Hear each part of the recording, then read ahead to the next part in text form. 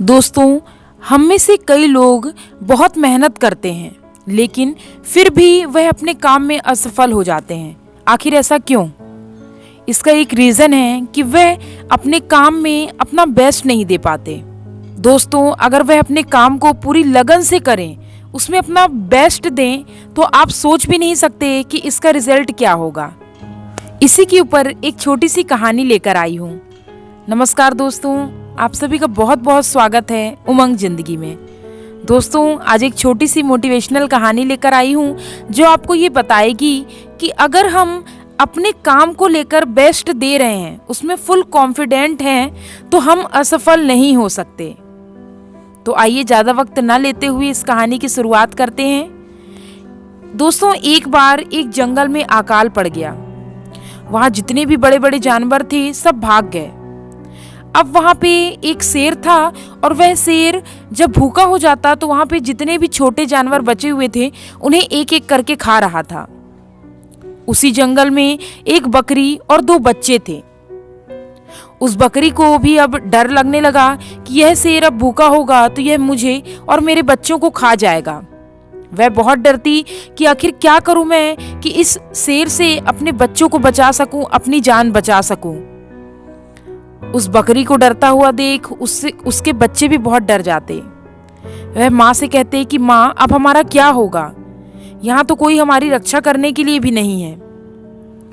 तब बकरी मन में सोचती है कि मुझे अब आगे कुछ ना कुछ करना होगा ताकि मेरी और मेरे बच्चों की जान बच सके।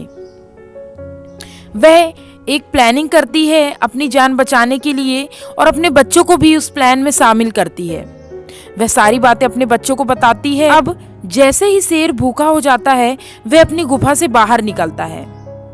जैसे ही शेर गुफा से बाहर निकलता है और जंगल में सारे जानवरों को ढूंढने लगता है, बकरी और उसके दोनों बच्चे उस गुफा में जाकर घुस जाते हैं और छुप जाते हैं। और यह सारी चीजें बंदर पेड़ में चढ़े हुए देखता है। जब शेर पूरे जंगल में उन बकरी को और बच्चों को ढूंढता हुआ आता है और थक जाता है, तब वह अपने गुफा के पास आता है। तभी बंदर कहता है कि क्या हुआ दोस्त, थक गए? तब शेर कहता है कि अरे, मैं बहुत भूखा हूँ, आज बकरी को ढूंढ रहा था लेकिन वो नहीं मिली। तब बंदर कहता है कि वो तो तुम्हारे गुफा में ही जाकर छुपी है, जाओ अपनी गुफा में और उसे खा लो। शेर कहता है कि उसकी इतनी मजाल होगी कि वो मेरे गुफा में घुसेगी, ऐसा नहीं हो सकता।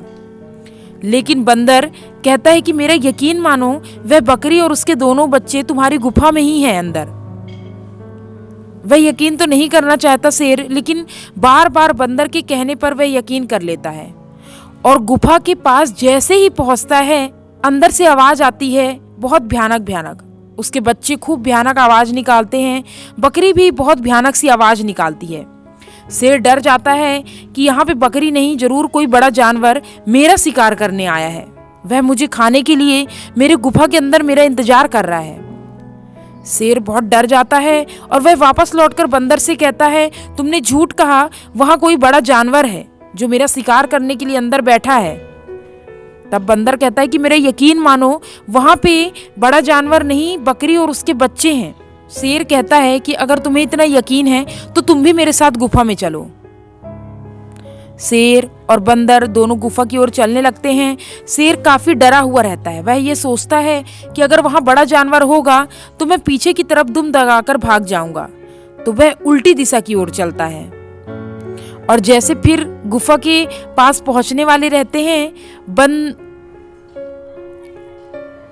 और जैसे फिर से बंदर और शेर गुफा के पास पहुंचने ही वाले रहते हैं, अंदर से आवाज आती है कि माँ माँ, हमें बहुत भूख लगी है। तब बकरी कहती है कि अरे, बंदर चाचा शेर को लेकर आते होंगे तो हम उसका शिकार करेंगे और उसे कच्चा खा जाएंगे। शेर बहुत डर जाता है और दुम दगाकर वहां से भाग जाता है और शेर के पीछे पीछे बंदर भी वहां से भाग जाता है। और आखिरकार बकरी और उसके बच्चों की जान बच जाती है। दोस्तों, बकरी इतनी कॉन्फिडेंट थी, उसने आगे के बारे में नहीं सोचा। आप कल्पना कीजिए कि अगर बकरी का प्लान फेल हो जाता और शेर गुफा के अंदर चला जाता तो बकरी और बच्चों का क्या होता। लेकिन बकरी ने आगे के रिजल्ट को ना सोचते हुए सिर्फ अपना बेस्ट देने की कोशिश की। उसे सिर्फ एक बात याद थी कि मैं किसी भी तरह अपने और अपने बच्चे की जान बचाकर रहूंगी, उसके लिए मुझे चाहे जो भी करना हो। और वह इस चीज़ में सफल भी हो गई। दोस्तों, बिल्कुल इसी तरह अगर हम अपना बेस्ट देंगे काम में तो हम असफल नहीं हो सकते। अगर हम कॉन्फिडेंस से रहें, आगे की परवाह ना करते हुए हम बस ये सोचें कि मुझे यह काम अच्छे से करना है, तो हमें उस काम में सक्सेस ज़रूर मिलेगी। उम्मीद करती हूँ दोस्तों ये कहानी आपको पसंद आई होगी। मिलती हूँ इसी तरह अगली कथा कहानी के साथ। तब तक के लिए जय हिंद, वंदे मातरम।